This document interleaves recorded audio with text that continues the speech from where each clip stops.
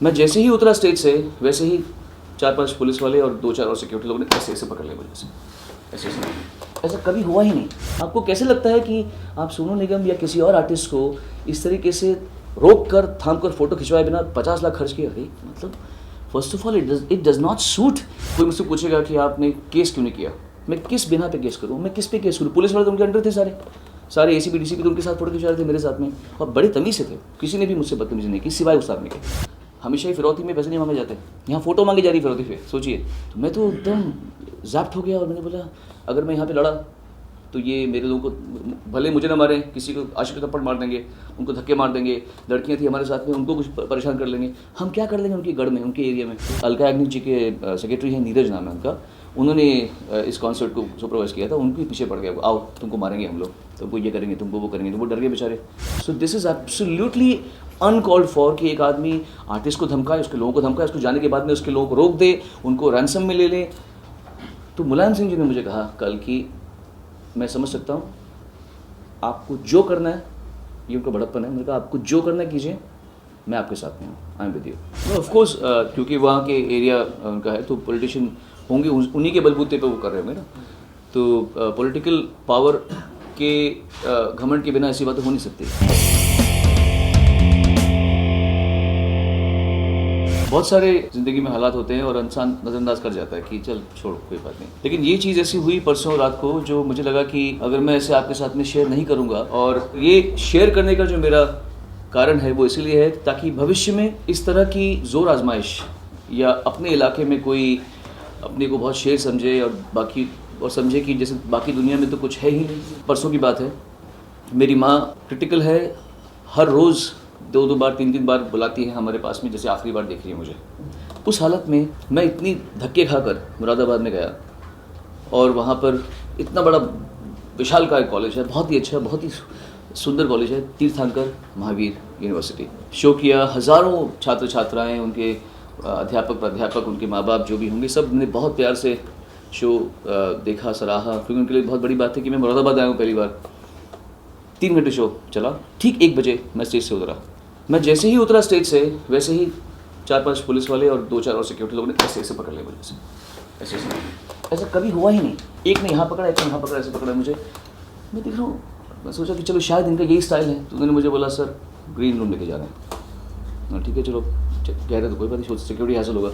तो green room में गया तो बहुत ही सभ्य तरीके से वहाँ पर ACP DCP चांसलर जो भी कॉलेज से बैठे थे, वहाँ उनके बच्चे सब फोटोग्राफ के लिए होता है। अमूमन शो के बाद में फोटोग्राफ नहीं खिंचवाता, 1 photo 2 photo 3 photo 25 photo 50 photo 55 photo, 1 से लेकर टाइम देखा मैंने 1:25 हो चुका था, है ना, 1:25 हो गया और किसी को दया नहीं आ रही कि इसको जाना है, फ्लाइट पकड़ी, सबको पता है मेरी माँ बीमार है। तो फिर एक शख्स आया अंदर, बहुतों में से एक शख्स, बड़ी ही उसमें रौब से, हाँ भाभी जी आप आओ, अरे उनको बुलाओ, अरे उनको बुलाओ यार, अरे उनको बुलाओ यार, उनको बुलाओ।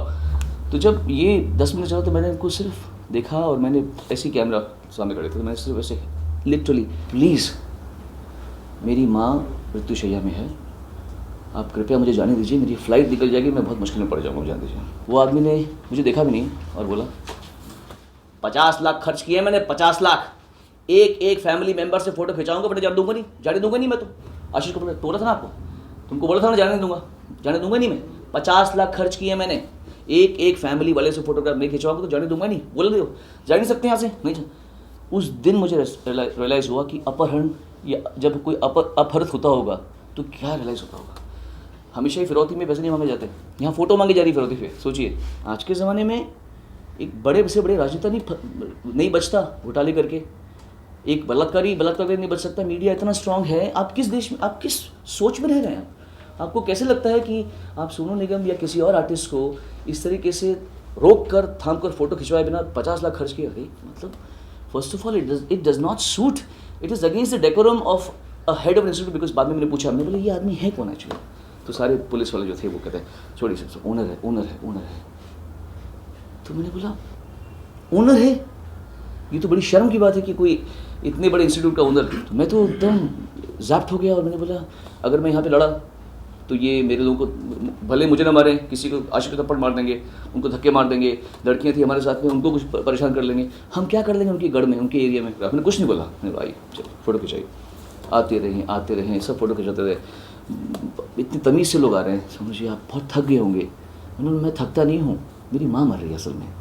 तो ऐसे हो गया। मैंने बोला और आपके जो शख्स है, जो भी आपके हेड हैं, उन्होंने कहा है कि जब तक उनके 50 लाख रुपए वसूल नहीं हो जाते तब तक वो मुझे जाने देंगे नहीं यहाँ से। तो इतने शर्मिंदा हुए उन्हीं के लोग वहाँ पे जो फोटो, अच्छा सॉरी करके मैं वहाँ से बाहर आया और फिर मुझे लगा कि निकल जाना चाहिए। उन्होंने हमारी पायलट कार, मुरादाबाद से दिल्ली का रास्ता थोड़ा सा ठीक नहीं होता और हमेशा पायलट कार 3 गाड़ी हमारे साथ में थी पहले जब हम आए थे मुरादाबाद। जब हम गए तो हम अकेले आ रहे थे, मैं, आशीष और एक ड्राइवर बस। उसके बाद मुझे मालूम पड़ा कि उन्होंने वहाँ पर जो इवेंट मैनेजर्स थे उनकी जो गालियाँ निकाल के माँ बहन धक्का मुक्की। एक अलका याग्निक जी के सेक्रेटरी हैं, नीरज नाम है उनका, उन्होंने इस कॉन्सर्ट को सुपरवाइज किया था, उनके पीछे पड़ गया, आओ तुमको मारेंगे हम लोग, तुमको ये करेंगे, तुमको वो करेंगे। तो वो डर गए बेचारे। इसमें गलती क्या है हमारी? क्या गलती है मेरी? क्या मेरे ऑफिस ने कुछ या हमने ऐसा क्या मांग लिया? बाहर के शो में जब आर्टिस्ट आते हैं आप उनकी शक्ल नहीं देख सकते शो के अलावा।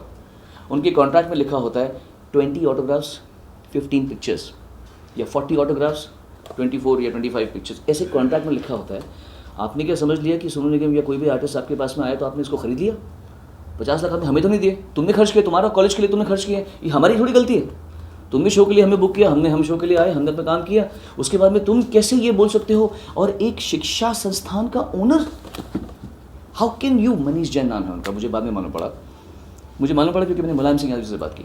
मैंने वहाँ देखा बहुत बड़े होर्डिंग लगे थे, मुलायम सिंह यादव जी, अखिलेश जी और आजम खान साहब। हाँ, तो वो तीनों की फोटोग्राफ लगी थी। मैंने मुलायम सिंह जी को मैं पिछले 15 साल से जानता हूँ, तो मैंने कल शाम को उनको फ़ोन किया। मैंने कहा कि ऐसी सी बात है और अगर मैं कल कुछ एक्शन लूँ तो आप बुरा तो नहीं मानेंगे। मैंने कहा कोई मुझसे पूछेगा कि आपने केस क्यों नहीं किया, मैं किस बिना पे केस करूँ, मैं किस पे केस करूँ? पुलिस वाले तो उनके अंडर थे, सारे ACP DCP तो उनके साथ फोटो खिंचा रहे थे मेरे साथ में, और बड़े तमीज़ से थे, किसी ने भी मुझसे बदतमीजी नहीं की सिवाय उस आदमी के। So this is absolutely uncalled for कि एक आदमी आर्टिस्ट को धमकाए, उसके लोगों को धमकाए, उसको जाने के बाद में उसके लोगों को रोक दे, उनको रैंसम में ले ले।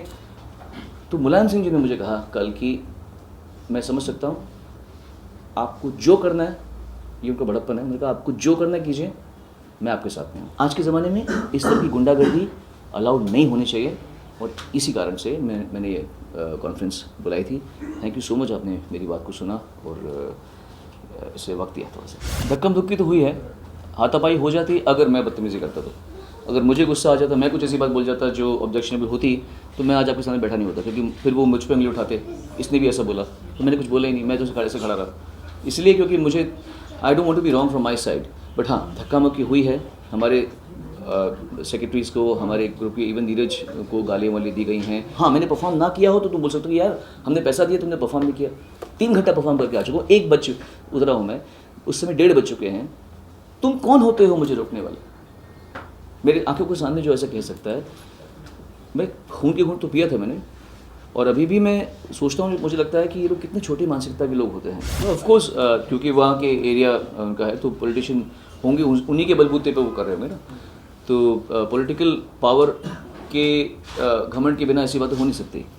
लेकिन इसमें कोई दो राय नहीं है कि मैंने स्वयं कल शाम को मैंने मुलायम जी से बात की फ़ोन पे, और उन्होंने मुझे खुद कहा है, तभी मैंने कहा था कि आप बुरा नहीं मानेंगे, क्योंकि मेरा आपसे कुछ नहीं है, ना ही ये पार्टी का मसला है। ये एक ऑर्गेनाइज़र और एक आर्टिस्ट का मसला है, इसमें पॉलिटिकल पार्टी कुछ नहीं बीच में आती। पर आप बुरा मत मानना, आपका आदमी होगा तो, बिकॉज मैंने होर्डिंग देखे हैं आपके और अखिलेश जी के और कौन आजम खान साहब, हाँ उनके मैंने होर्डिंग्स देखे हैं। तो मैंने बोला आप बुरा मत मानना, कहते नहीं आपको जो करना कीजिए, हम आपके साथ में हैं। कुछ कार्रवाई की मांग करेंगे? नहीं, मुझे कुछ कार्रवाई नहीं करनी, बिकॉज मुझे जो करना था मैं आपके द्वारा कर रहा हूँ, उन्होंने जो करना था उन्होंने कर दिया। मेरे साथ ज़िंदगी में पहली बार ऐसा हुआ कि कोई आदमी मेरे मुंह पे कह जाए, और वो तब जब मैं उसको कहूँ कि मेरी माँ मृत्युशैया में है, ये बोलने के बाद या तो मैं बोल रहा हूँ कि अरे क्या जाने दो मुझे, तो मैं समझ सकता हूँ। ऐसे मेरी माँ की कसम मैंने हाथ जोड़े थे, मैंने कहा था कि आप प्लीज़, मेरी माँ की हालत ख़राब है, आप मुझे जाने दीजिए, मेरी फ़्लाइट है, मुझे फ़्लाइट पकड़नी है। इसके बाद जो जवाब था, इसीलिए मुझे लगा कि ये आदमी स्कॉट फ्री जाना नहीं चाहिए।